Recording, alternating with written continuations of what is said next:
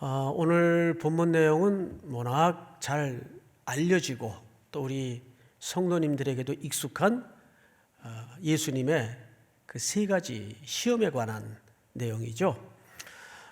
특별히 이 마태복음에서 말하는 예수님의 세 가지 시험과 또 누가복음에서 말하는 예수님의 세 가지 시험에 대해서 조금 미세하지만 중요한 차이들이 있습니다. 그것을 몇 군데만 좀 비교해 가면서 말씀을 나누겠습니다. 우선 본문으로 들어가기에 앞서서 우리가 맥락적 좀 상황을 연결 잇기 차원에서 살펴볼 필요가 있어요. 우리 지난주 본문에 해당되겠는데 마태복음 3장 13절부터 제가 좀 읽도록 하겠습니다. 이때에 예수께서 갈릴리로부터 요단강에 이르러 요한에게 세례를 받으려고 하십니다. 14절 한번 같이 읽어볼까요? 시작. 요한이 말려 이르되 내가 당신에게서 세례를 받아야 할 터인데 당신이 내게로 오시나이까. 예수께서 대답하여 이르시되 이제 허락하라. 우리가 이와 같이 하여 모든 의를 이루는 것이 합당하니라 하시니 이에 요한이 허락을 했어요. 자, 이 부분이 얼마나 중요한 대목인가는 우리 지난주 잠깐 결론 부분에서 말씀을 나누었지만 오늘 내용과도 연결고리가 있기 때문에 한번 살짝 언급을 하고 지나가도록 하죠. 예수님이 세례 요한에게 세례를 받으러 나오셨어요. 그러니까 세례 요한 입장에서는 얼마나 기겁을 할 일이겠습니까? 그래서 말렸죠. 제가 세례를 선생님께 받아야 되는데 어떻게 선생님이 제게 세례를 받으러 나오십니까? 근데 혹 이걸 겸손이라고 이해하는 분들이 있어요. 근데 이것은 겸손의 의미나 겸손의 차원이 아닙니다. 요한은 예수님의 이 땅에 오신 목적에 대해서 정확한 100%의 이해를 갖지 못했을 때입니다. 그래서 어떻게 선생님이 제게 세례를 받을 수 있습니까? 이 오해가 불러온 태도예요. 자, 근데 예수님은 내가 세례를 받아야 되겠다, 이렇게 강력하게 고집을 부리시는데 이것 또한 겸손의 의미가 아닙니다. 요한이 분명히 이렇게 앞부분에서 얘기를 했어요. 나는 물로 세례를 주지만 내 뒤에 오시는 이는 나보다 능력이 더 크셔서 성령과 불로 세례를 준다고 말씀을 선포했습니다. 이 말은 예수님이 심판을 위해서 오셨다는 말이 아니에요. 반대로 예수님은 우리가 죽어 마땅해야 할 그 죄를 대신 십자가에서 심판을 받기 위해서 오셨다는 말씀을 내가 세례를 받고 의를 이루어야 마땅하다, 이렇게 설명하시는 거예요. 그럼 그 의는 어떤 의를 얘기할까요? 십자가에 달려 대속의 죽음을 죽으시고 하나님의 구원을 온전히 완성하시는 의를 얘기합니다. 그러니까 그 의가 누구에게 온 거죠? 바로 저와 여러분들에게 온 거예요. 그러니까 요한의 입장에서도 예수님의 입장에서도 피차가 겸손한 태도를 드러내기 위해서 이런 발언을 한 게 아니고, 예수님은 나는 너희들이 죽어 마땅할 그 심판을 대신 받으러 왔다는 이 땅에 오신 목적 진술을 하고 있는 장면입니다. 그런데 세례 요한은 그 의미를 아직 100% 완전하게 이해를 갖지 못했을 때입니다. 자, 그리고 나서 또한 중요한 장면을 우리가 보는데 16절을 볼까요?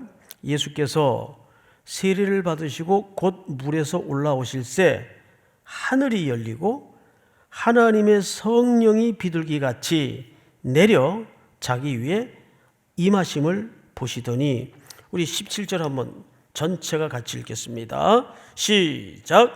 하늘로부터 소리가 있어 말씀하시되 이는 내 사랑하는 아들이요 내 기뻐하는 자라 하시니라. 예, 어떤 이제 신학자들은 이 장면을 이렇게까지 해석을 해요. 메시아의 대관식이다. 또 메시아의 공식 임무를 시작하는 출정식이다. 또 임명의 현장이다라고까지 얘기를 합니다. 뭐 어느 쪽이든 틀린 해석이나 표현은 아니에요. 근데 이 대목에서 굉장히 중요한 것은 성경 전체에서 삼위 하나님이 각각 한꺼번에 등장하는 몇 안 되는 본문입니다. 삼위 하나님이 예수님이 물에서 세례를 받고 올라오실 때 성령이 비둘기같이 임하고 성자 예수님이 세례를 받으시고 성부 하나님이 위에서 음성으로 예수님의 공식적인 생애의 시작을 인정하시는 장면입니다. 자, 그러면 여러분 상식선에서 이 다음 장면에는 어떤 기대를 해도 괜찮을까요? 드디어 이제 황금마차가 준비되고 빨간 카펫이 앞에 깔려서 하나님의 아들의 본격적인 사역의 출정을 좀 이렇게 폼나게 멋지게 소개해도 괜찮지 않겠어요? 물론 이제 온라인이니까 제가 피드백을 이제 받을 수는 없지만 아멘으로 대답하신 줄을 믿습니다. 근데 오늘 본문 마태복음 4장에 들어오면서 예수님은 시험을 받으세요. 오늘 그 장면입니다. 자, 1절을 한번 보도록 하십시다. 그때에 예수께서 성령에 이끌려, 자, 어느 분에게 이끌려 시험을 받으시죠? 네, 성령에 이끌려 시험을 받으시러 어디로 나가셨어요? 광야로 나가셨어요.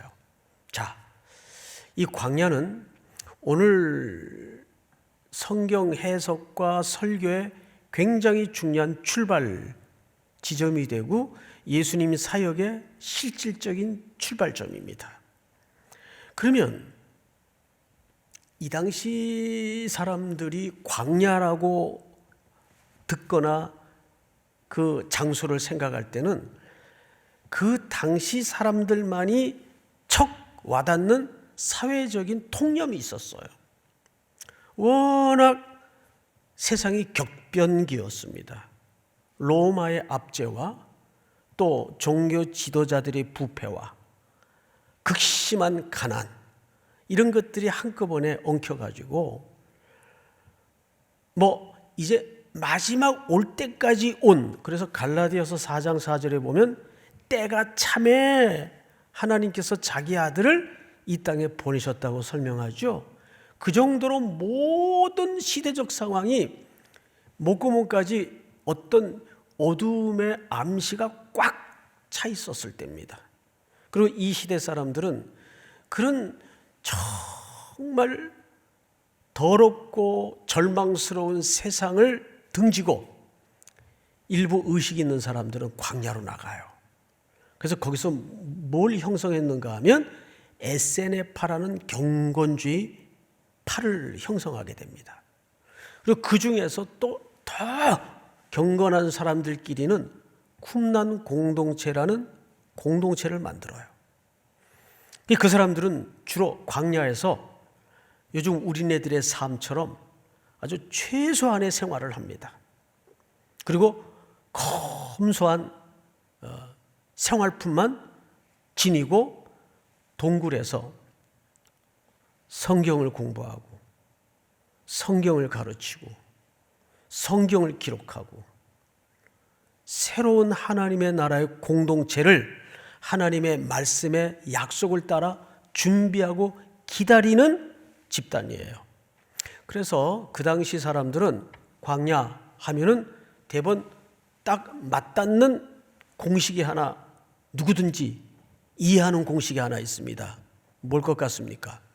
예, 광야 하면 새로운 하나님의 나라의 공동체의 꿈이 연그러지는 곳, 그런 공식을 갖고 있어요. 근데 예수님이 지금 어디로 나가시죠? 바로 그 광야로 나가십니다.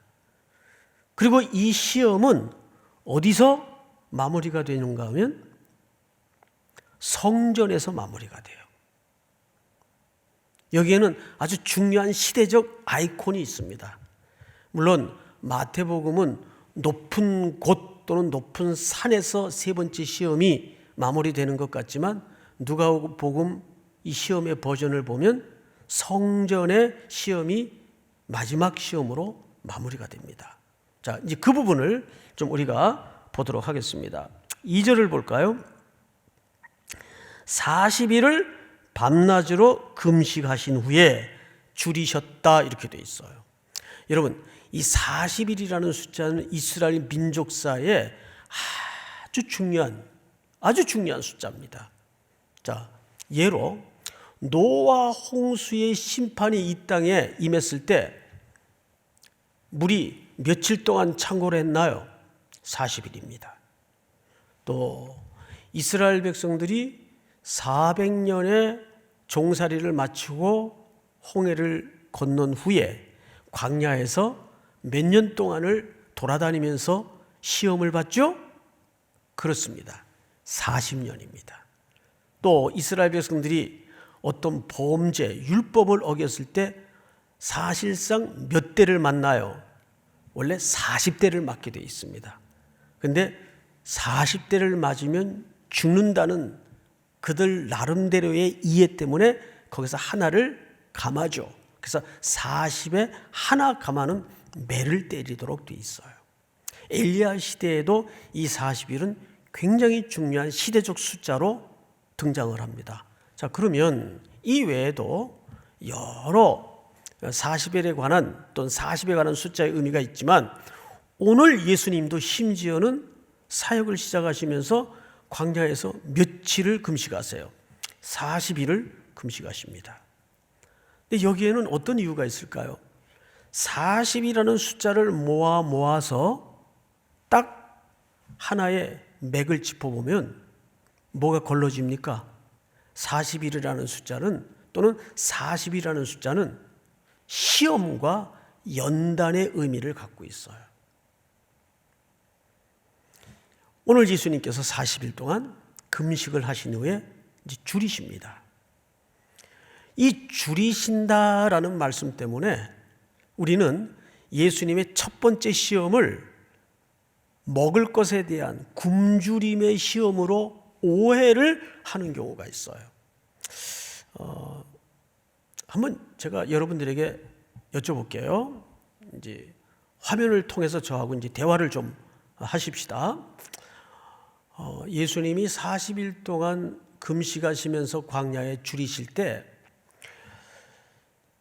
배가 고프셨을까요? 아니면 하나님의 아들이니까 안 고프셨을까요? 한번 옆에 사람끼리 한번 대화를 해보세요. 하나님의 아들이었으니까 능력이 있으니까 허기도 없지 않았겠는가? 또 심지어 이렇게 이해를 하는 사람들도 있어요.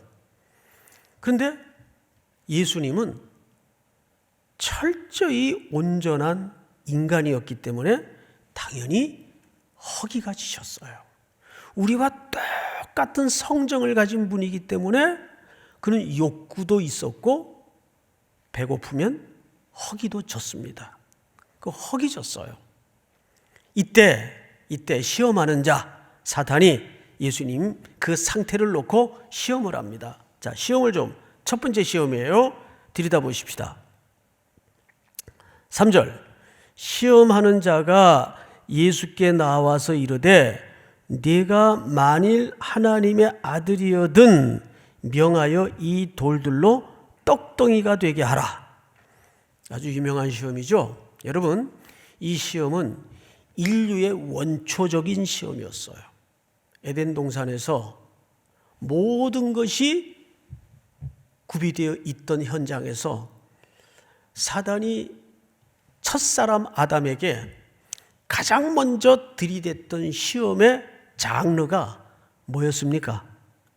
먹는 것에 관한 시험이었어요. 그렇죠? 금단의 열매. 기억하시죠? 먹는 것에 관한 시험이었어요.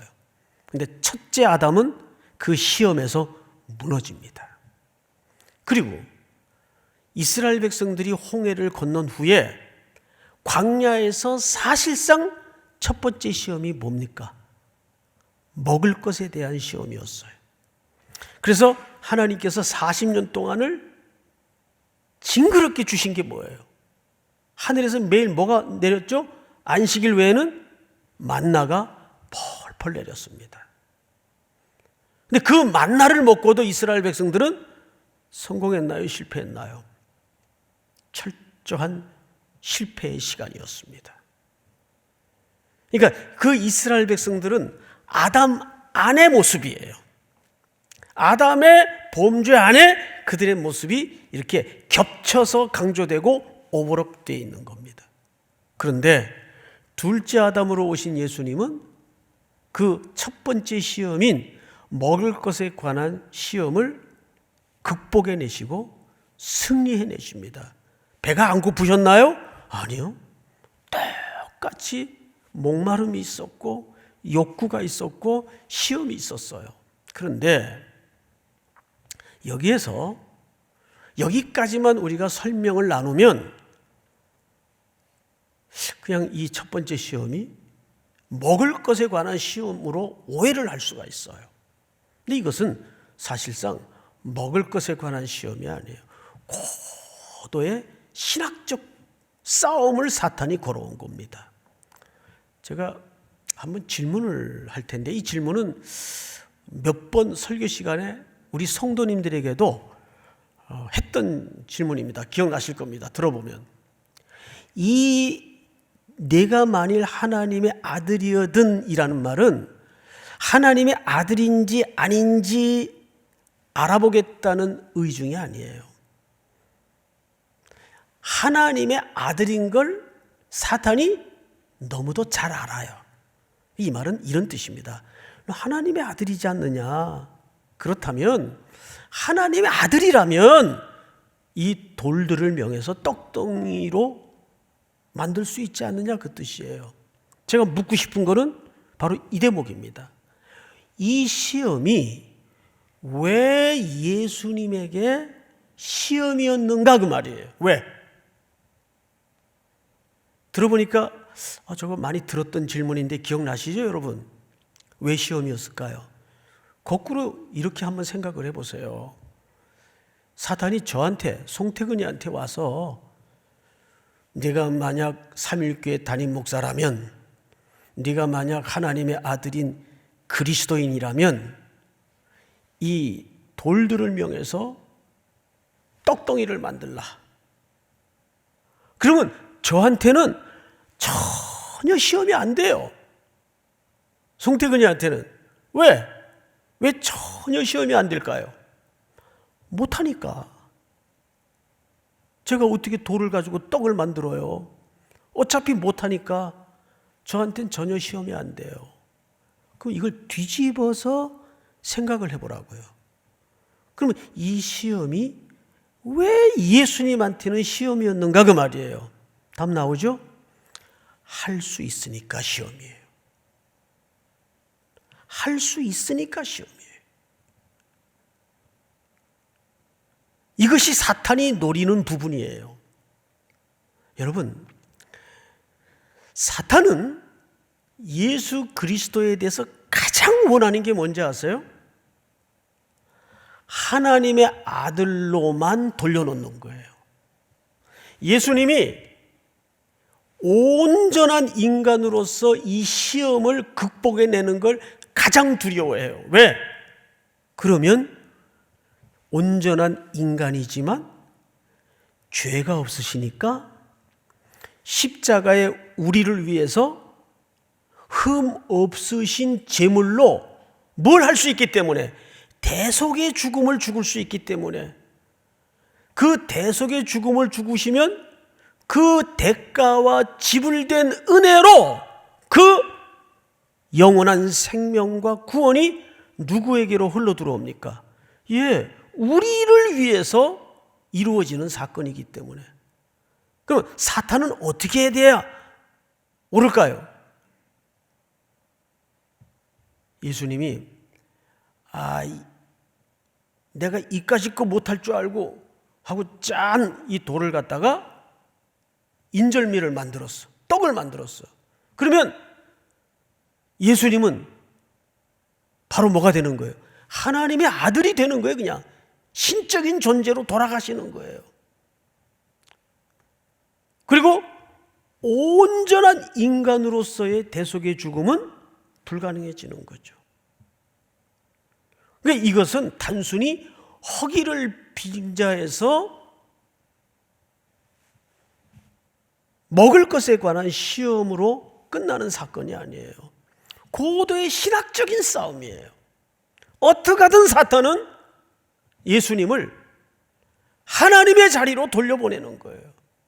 그래서 온전한 인간으로서의 역할을 실패하게 만드는 거예요. 그래야 이분이 십자가의 대속의 죽음을 죽을 수 없기 때문에. 그렇다면 그분이 오신 목적도 무너지고 역할도 무너지고 우리에게 이런 구원은 임할 수가 없는 거죠. 그러니까 예수님에게 이것이 시험인 건 할 수 있으니까 시험이었어요. 그러니까 우리 인간에게도 이 본질은 아주 교묘한 매일매일 부딪히는 싸움이에요. 어떻게든 기독교를 능력 종교로 만들어버리는 거예요. 그래서 복음이 복음되게 못하는 겁니다. 그래서 십자가의 의미와 십자가의 내용을 희석시켜버리는 거예요.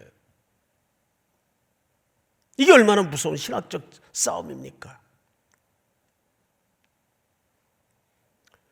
자, 두 번째 시험을 좀 보십시다. 두 번째 시험. 성경을 보시면 5절, 이에 마귀가 예수를 거룩한 성으로 데려다가 성전 꼭대기에 세우고 이르되 네가 만일 하나님의 아들이거든 뛰어내리라. 자, 여러분, 여기서도 전제가 뭘 깔았죠? 하나님의 아들이거든. 이거 자꾸 하나님의 아들 된 부분을 건드리는 거예요. 하나님의 아들이지 않느냐. 여러분, 근데 이 두 번째 시험의 의도는 굉장히 교묘해서 간파하기가 쉽지 않습니다. 자, 이 시대 사람들은 모두에서도 서론 부분에서 말씀을 드렸지만 그런 절망의 시대를 살고 있었어요.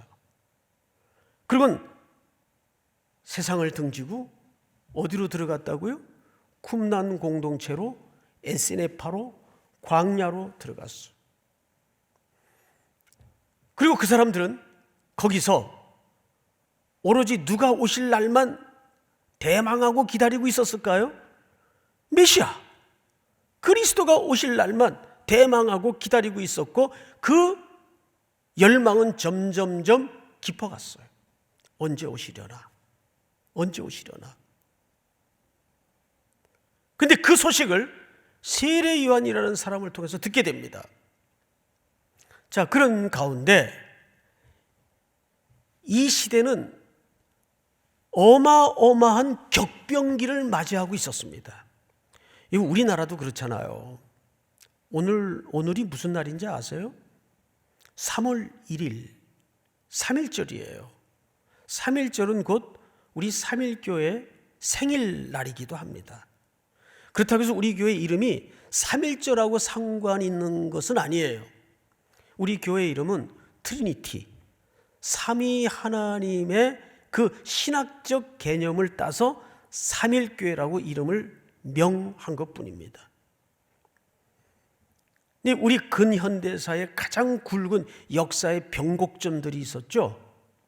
3.1절, 1945년도에 해방절, 6.25, 12.12 사태, 이런 굵직굵직한 사태를 지나면서 그때마다 사람들의 인식과 가치관과 삶의 패턴이 확 물줄기가 바뀌어졌어요.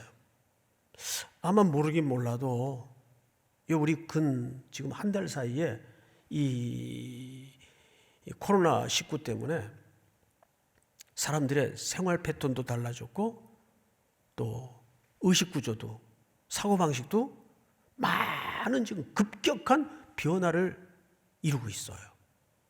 이렇게 사회가 어지럽고 혼란스러울 때마다 사람들은 격변을 겪으면서 사고방식이 달라져요.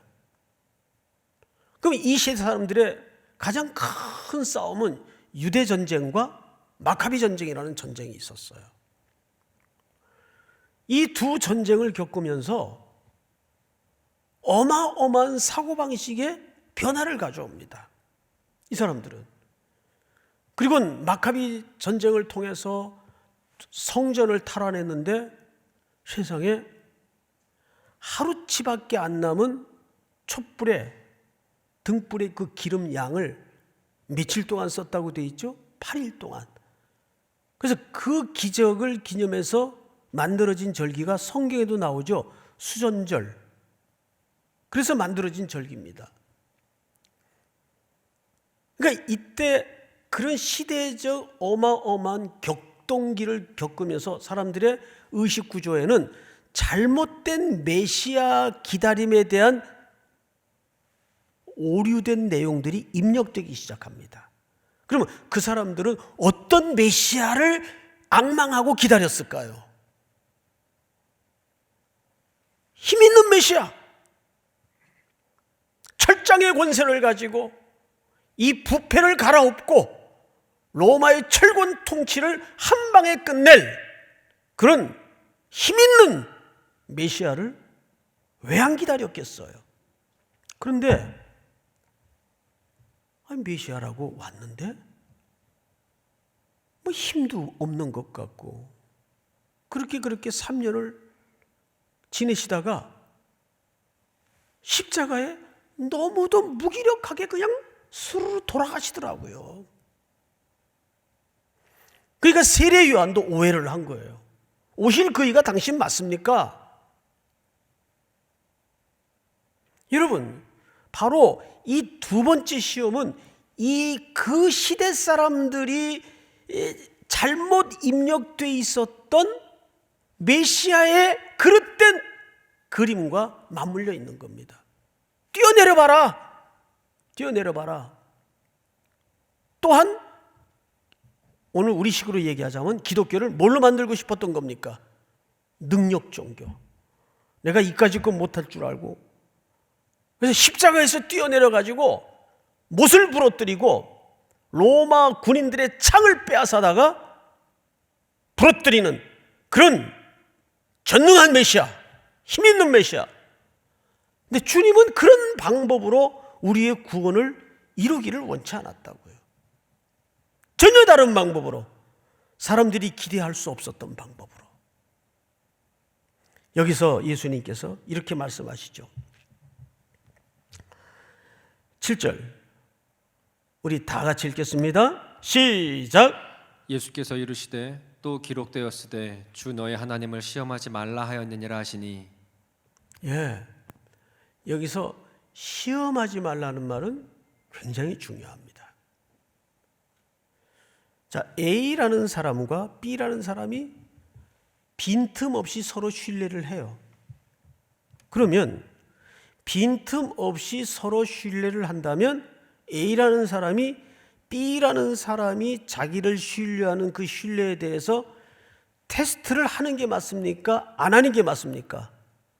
안 하는 게 맞죠. 진정한 신뢰관계가 이루어져 있다면. 그래서 예수님이 여기서 말하고 싶은 건 뭘까요? 놀랍게도 이 세 가지 시험을 통해서 세 가지 시험을 관통하는 예수님이 밑바닥에 깔고 있는 큰 울림이 하나 있어요. 철저하게 아들로 어떻게 살아야 되는가? 나는 하나님을 믿는다 그 말이에요. 우리가 신앙을 산다는 건 뭐예요? 어떤 내 인생 전체가 송두리째 뽑히는 어떤 일이 있더라도 나는 하나님이 내 아버지 되심을 믿는다. 결국 이 고백을 향해서 매일 확인에 들어가는 거예요. 믿습니까, 여러분?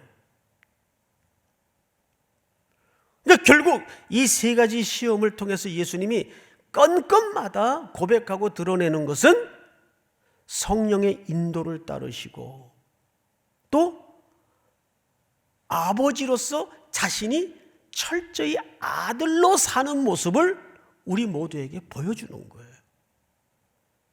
이렇게 코로나 바이러스가 전 세계를 뒤덮는 어마어마한 천재지변에 가까운 사태를 맞으면서 별의별 흉흉한 소문이 많이 들리죠. 걱정하지 마세요. 이거는 단순히 무슨 종교적 위로가 아니에요. 아무것도 염려하지 말고 오직 모든 일에 기도와 간구로 너희 구할 것을 어떻게 함으로? 감사함으로 하나님께 아뢰라. 그리하면 모든 지각에 뛰어난 하나님의 평강이 그리스도 예수 안에서 너희 마음과 생각을 지키시리라. 이 시험의 장면마다 상황을 바꾸어준 시험이 있나요? 아니에요. 예수님의 마음을 붙들어 주셨어요. 뭘로 붙들어 주셨나요? 예수님이 계속 그 사탄의 교묘하고 집요한 시험을 뭘로 디펜스 하던가요?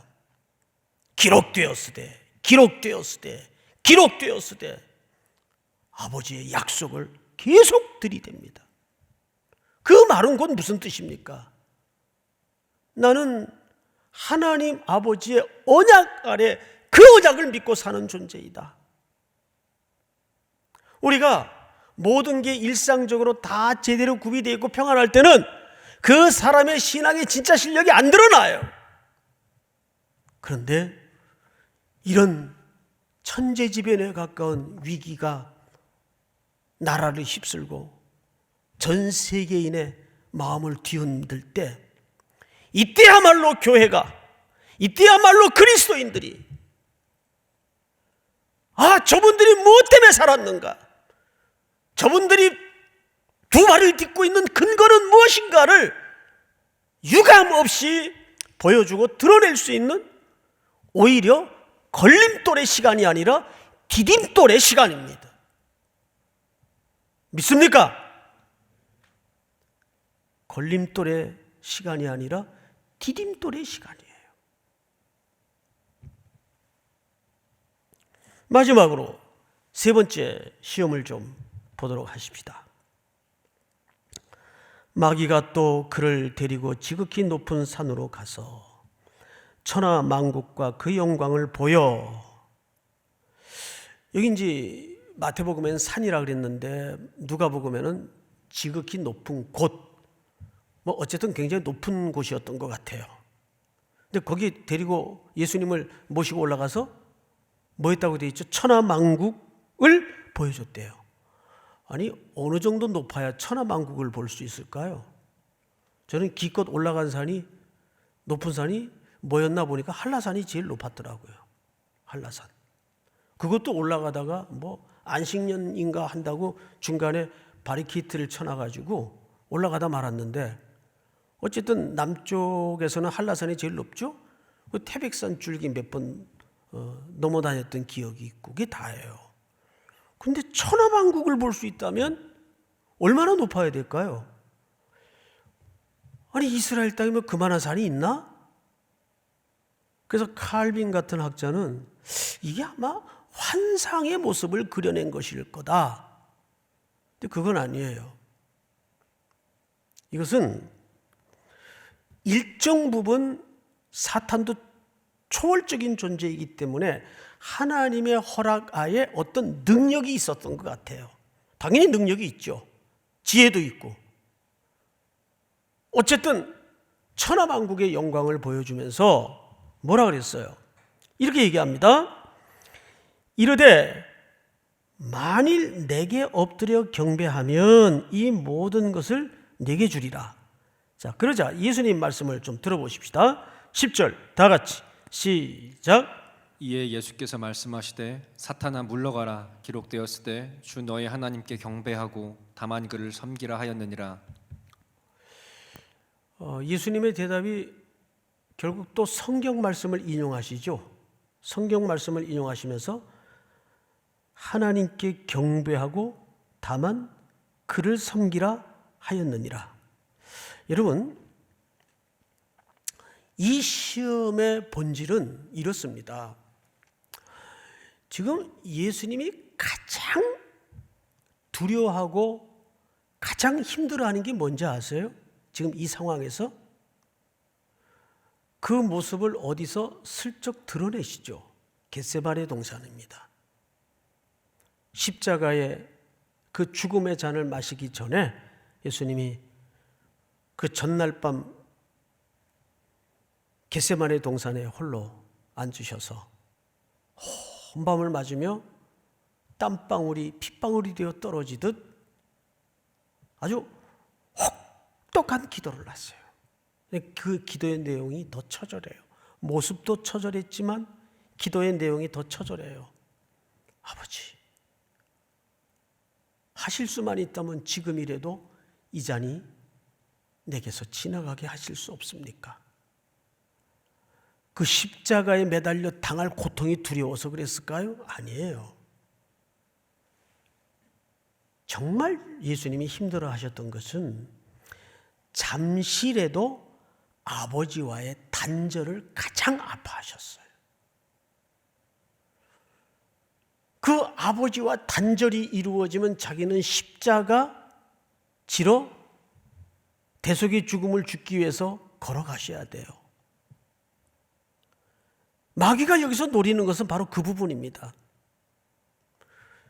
우리식으로 쉽게 표현하면 이런 뜻이에요. 야, 조금만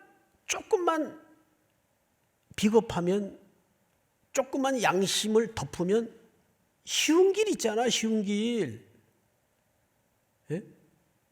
나한테만 절하면 쉬운 길이 있잖아. 그래서 얼마나 많은 사람들이 양심을 덮어버리고 조금의 이익과 편안함을 위해서 만몬에게 절하고 양보하고 굴복합니까? 그럼 무슨 길을 찾는 거죠?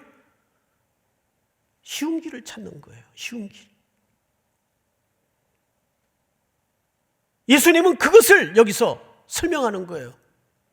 하나님만 경배하는 것은 좁고 협착하여 찾는 이가 적은 길이에요. 그래서 이 세 번째 시험은 쉬운 길 있잖아. 쉬운 길.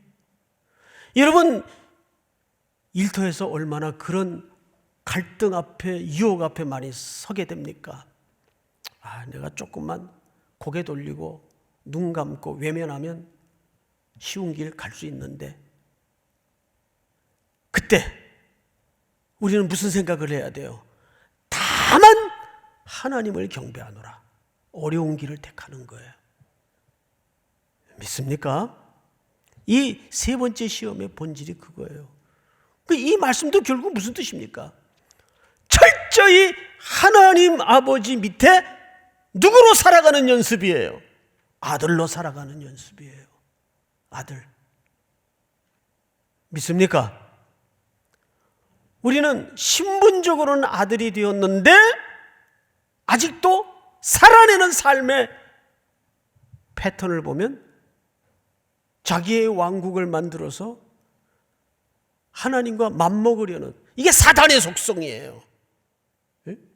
사탄의 속성이 뭡니까? 하나님과 같이 높아지려는 시도잖아요.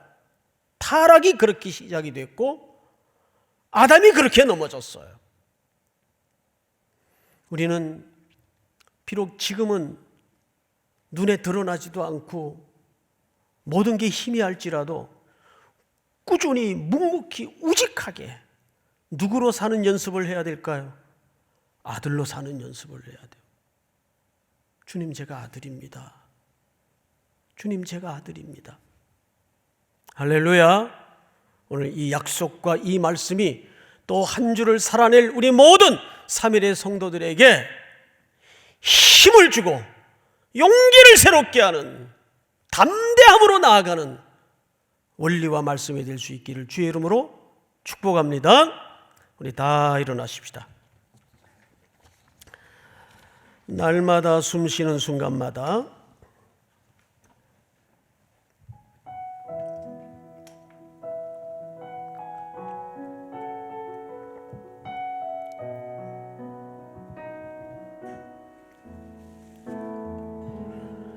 날마다 숨 쉬는 순간마다 내 앞에 어려운 일 보내 주님 앞에 이 몸을 맡길 때 슬픔 없네, 두려움 없네. 주님의 손길 항상 좋은 것 주시도다. 사랑스레 아픔과 기쁨을 수고와 평화와 안식을 날마다 주님 내 곁에 계셔 자비로 날 감싸주시네. 주님 앞에 이 몸을 맡길 때 힘주시네, 위로함 주네. 어린 나를 품에 안으시사 항상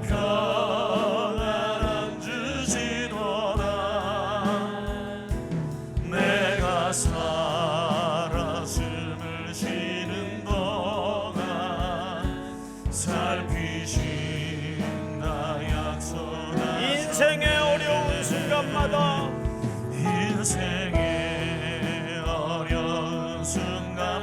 주님의 약속을 바라봅니다. 주의 약속 생각해 보네. 내 맘속에 않고 말씀 속에 위로를 얻네.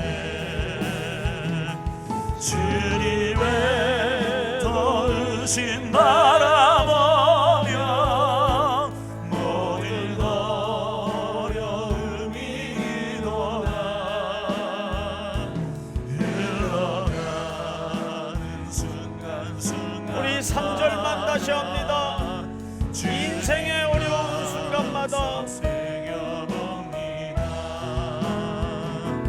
인생의 어려운 순간마다 주의 약속 생각해보네.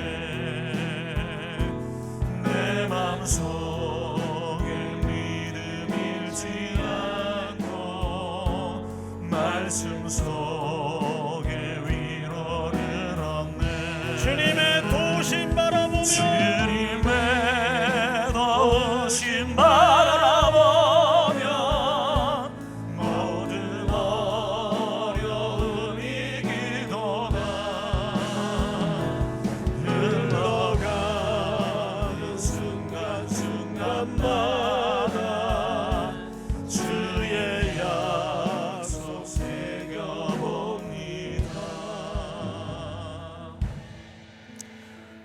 사랑하시는 하나님 아버지, 오늘도 새 달을 주셔서 감사합니다. 전 세계적으로 창궐하는 이 전염병 앞에 온 인류가 두렵고 떨림 가운데 있습니다. 그러함에도 여전히 우리는 하나님의 자녀로 살아가는 아름다운 연습과 순정이 있도록 이끌어 주시옵소서. 확진 진단을 받아 고통 중에 있는 환우들에게는 회복을 주시고, 격리되어 있는 사람들에게는 하나님의 위로와 평강이 있도록 도우시며, 모든 수고하는 의료진들과 보건인들에게 하나님의 용기와 담대함을 허락해 주시옵소서. 특별히 함께 모여 예배하지 못하는 안타까움 때문에 각 처소에서 2 또는 3씩 모여 기도하고 예배하지만 2, 3 사람이 내 이름으로 모인 곳에 나도 그들 중에 함께 있다고 약속하신 것처럼 오늘도 드려진 이 예배를 연락해 주시고, 드려진 찬양, 드려진 예물을 연락해 주신 줄을 믿습니다. 다시 일상으로 회복하기까지 우리의 부르짖음과 자비를 구하는 엎드림이 끊임이 없도록 함께하여 주시옵소서. 지금은 우리 구주 예수 그리스도의 은혜와 하나님 우리 아버지의 사랑과 성령님의 교통하심이 오늘 머리 숙여 경배를 드리는 모든 3일의 성도들, 해외 군에 출타 있는 가족과 복중의 생명까지 영원토록 함께 있을지어다. 아멘.